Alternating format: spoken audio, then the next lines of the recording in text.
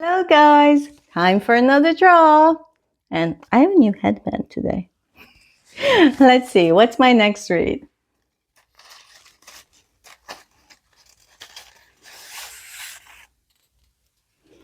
Okay, so this is number 38. And the prompt is a book with any type of fruit on the cover or in the title. Oh yeah, I was very indecisive about this. And I ended up picking The Villa by Rachel Hawkins. So what is this book about? So this book is about two friends who were best friends growing up, but they kind of lost touch. And they rent this villa in Italy, in Orvieto. And it turns out that the villa actually has kind of a dark past. In 1974, there was a murder in there, or mysterious death. I don't know. But Emily, one of the friends, is determined to get to the bottom of this. And apparently, some stuff happens. That's basically it.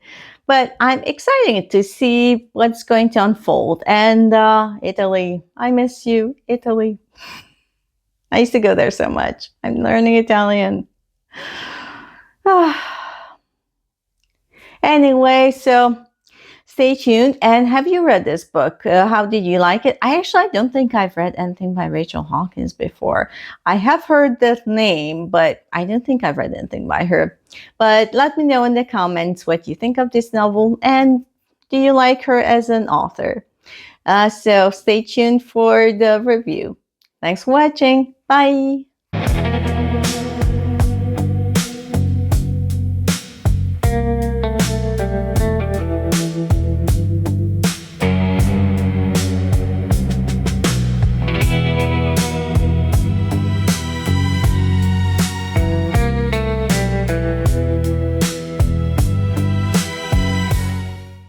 Hi guys, so this is the review of The Villa by Rachel Hawkins, and I read this as part of the 2026 PopSugar Reading Challenge for prompt number 38, which was some type of fruit on the cover.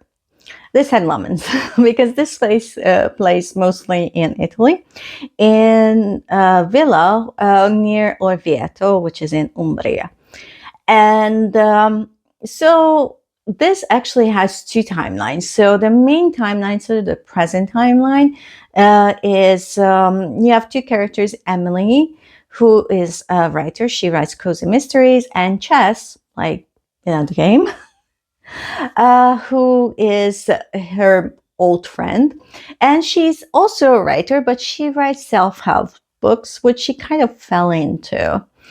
And Jess is very successful. She's been on Oprah and all of those things. And Emily, well, she's a good writer. She's just skating by with her Cozy Mystery series.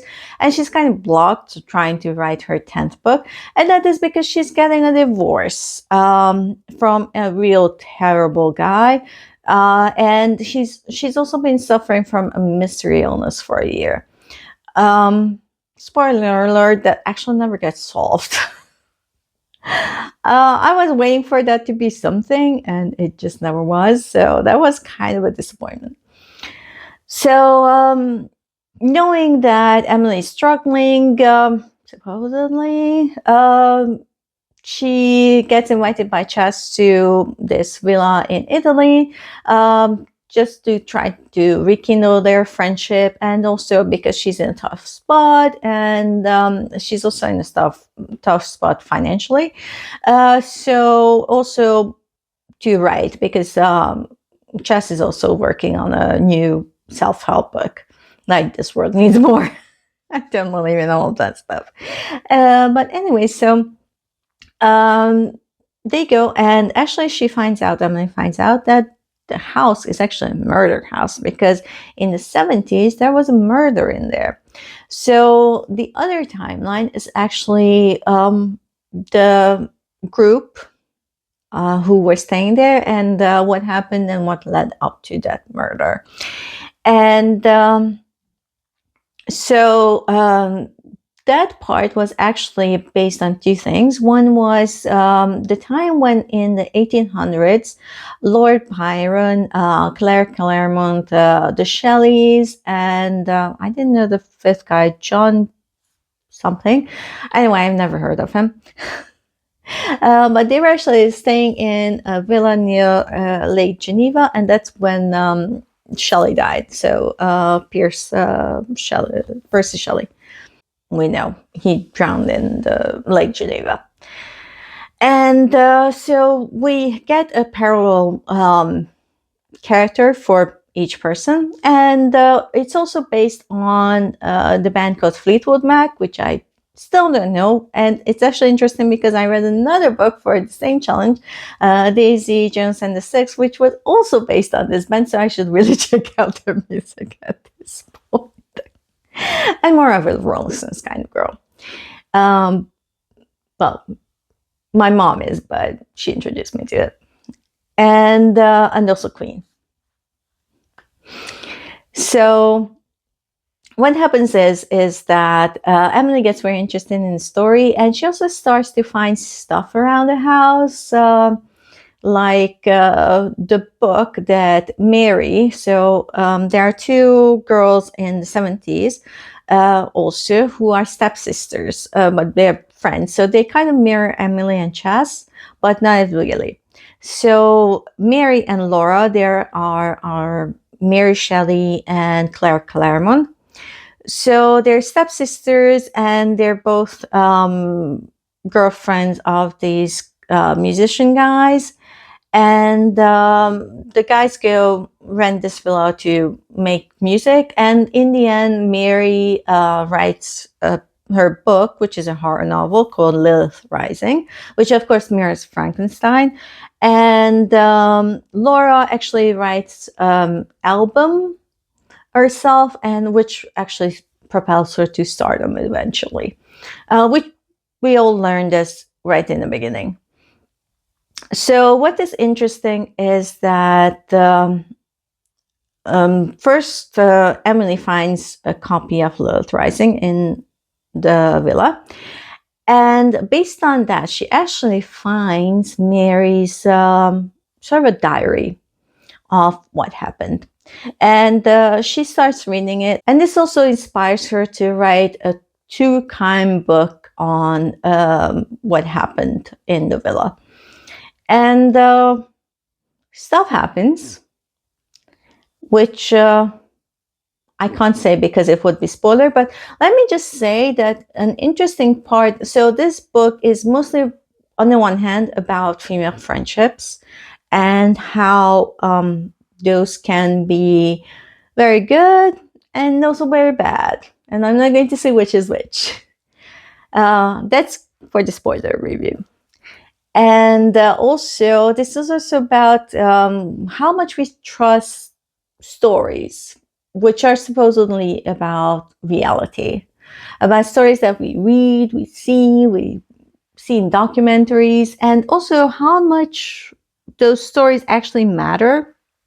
The truth of them, does it really matter if there's no one to see the fallout? You know, it's like if a tree in a forest just topples over, who's there to hear it? That sort of stuff. But I'm going to talk about those in spoiler reviews. Let's just say that I gave this book 4 stars. I really enjoyed it. I really, for me, the present timeline was a lot stronger than the past. At first, I kind of disliked the past timeline, but I kind of warmed up to it. But that was still like the weaker part of the book. I think the present one was a lot stronger. But eventually I kind of liked what, there was a kind of a twist in the end, and I really liked that. So that propelled it to 4 stars for me. So yeah, I do recommend this book, and so read it, and I'll see you back in the spoiler review. So let's talk about it. Bye. Hi guys, so this is the spoiler review of The Villa by Rachel Hawkins. And so If you haven't watched my previous video, then watch that. That's where I talk about basically what this book is about. And now let's get into the spoilers. So, there are two very interesting stuff that go on in this book. One is what happens in the present timeline between Emily and Chess. So they end up writing this book together, though Emily says that she read like 75% of it. But she's kind of stuck in this relationship with Chess because they murdered her husband together. Because they invite her husband, her soon-to-be ex-husband, into the villa, who actually wants to take like half of the royalties that she gets for Cozy Mysteries. And they're also kind of scared that if they write this book together and if it's successful, then he'll also want like half of that just for the heck of it. And also another interesting revelation is that Chess actually slept with her husband, but she justifies this that it's actually a good thing because she realized what a terrible guy that man is, and she kind of could help Emily get away from him by killing him. But also, I've been thinking that maybe Chess was playing the long game. So this isn't in the book, but it's something that I've been thinking about. So what if Chess didn't sleep with her husband to show what a bad person he is, but so she actually slept with him so she could manipulate him. Like she fed information about Emily, and predictably, that man, because he's a terrible guy, he did what all men want and was very, he didn't like that a woman could actually be more successful without him. So, and also maybe Chess was like stringing him along just so that she could lure him. So maybe this whole thing was Chess's plan. Because as she says that there are only so many self-help books you can write. I mean, if you look at all these self-help gurus, then most of their income after a couple of books really comes from speaking engagements. And sooner or later, that record dries up too, because there are only so many times you can say like, girl, get her life, or whatever that person is selling, which I think is all BS, but yeah. So she wanted a new career, but she's not good enough of a fiction writer or good enough of a writer overall to actually be successful in other kinds of writing. But what she's good at is marketing and really selling. And she also has a big name. So her next adventure could be very successful if it's good. But she wouldn't be able to write that. So, because they actually went to a class, a fiction writing class together at the, I think it was uni or something, but they went to it together, and that's where we learned that Chess was actually really bad at writing like fiction and so stuff like that, and Emily was very good. So she needs Emily to be her writing partner. But Emily already knows that she's the one who's basically doing most of the work. So once the book that they write together is successful, Emily could theoretically just ditch Chess because she's also famous now and go on her own merit and do her own thing. But if there was a secret that they both shared, Emily is trapped. For how long? I don't know. Maybe I don't see Chess living all that long in the future.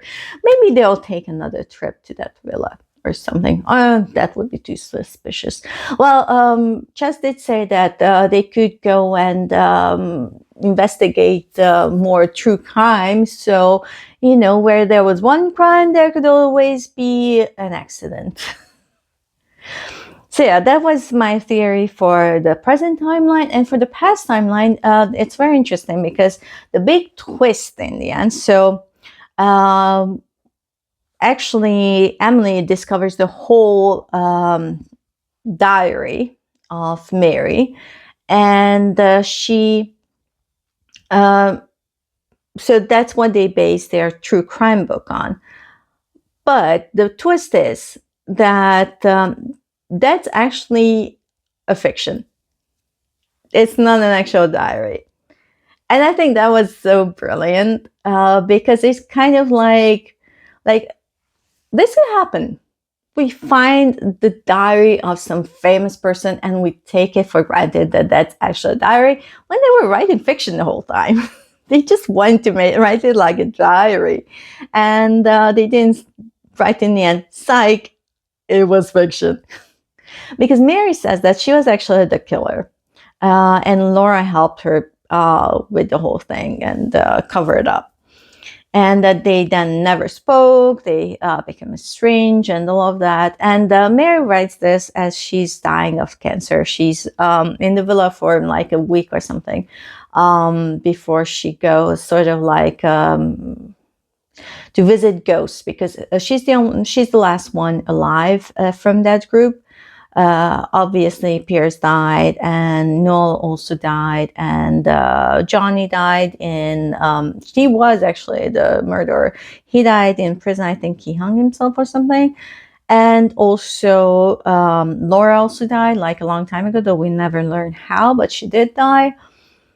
Or maybe we did. I just don't remember it. Anyway, it doesn't really matter how she died, but she does die, and Mary is the last one standing. And she never actually published another novel after Lilith Rising. She did write. We know that she did write, and they found a couple of novels in her like stuff and published them posthumously, but.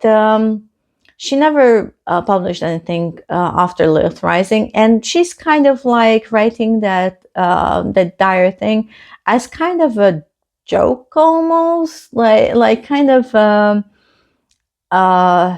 joke to herself, that she's kind of laughing at herself that, oh, maybe someday someone is going to find this because she hides that. Someone's going to find this and think that this is actually the truth, but I don't really care, but it's kind of fun. So yeah, that was an interesting twist. And also I kind of like that there were these two famous guys who go into this villa and they're so preoccupied by sex, drugs, and rock and roll that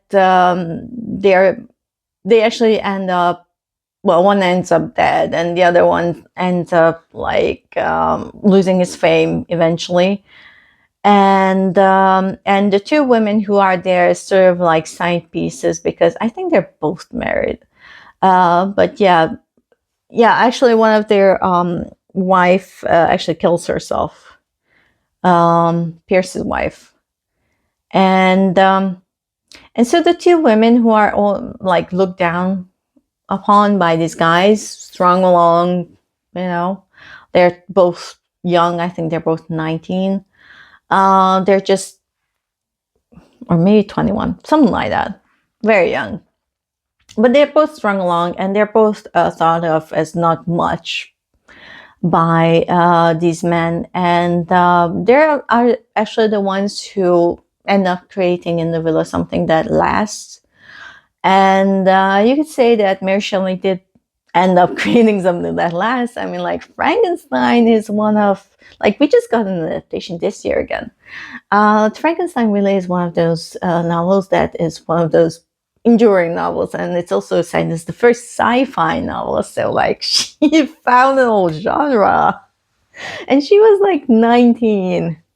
So, yeah, she's amazing. And so, yeah, she ends up being like this. Like, Mary Shelley is 100 times more famous than Percy Shelley ever was. And I like Percy Shelley because he was a poet. And Byron, it's kind of funny because Byron is my most favorite poet. I really like his work.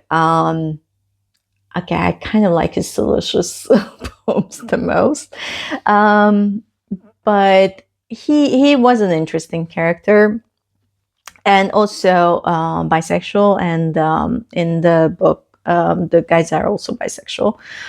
And so why Byron doesn't do, and actually Clara doesn't really end up doing anything. But I did like that Laura also ended up, like the two women ended up being the real stars in the villa. And I'm glad that unlike in the diary, their friendship actually endured, and they visited each other a lot, and they kept in touch until Laura passed. So and also Mary is something like 38 when she passes, so they didn't live long. But yeah, so it's also interesting because in the diaries, Mary's and Laura's relationship is almost a bit toxic, but in reality, they were actually a lot better off than